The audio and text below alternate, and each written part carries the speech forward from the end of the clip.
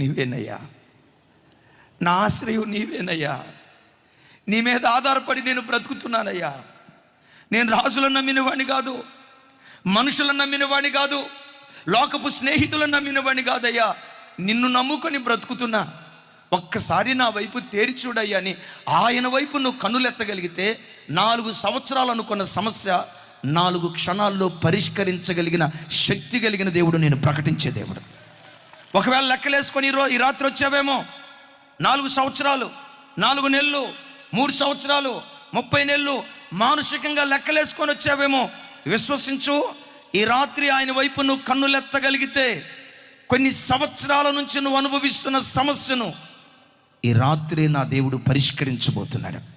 ఈ రాత్రే దేవుడు పరిష్కరించే రాత్రిగా నీ బ్రతుకులో ఆయన చేయునుగాక అంటాడు. సర్వజీవుల కన్నులు నీ వైపు చూస్తూ ఉన్నాయి.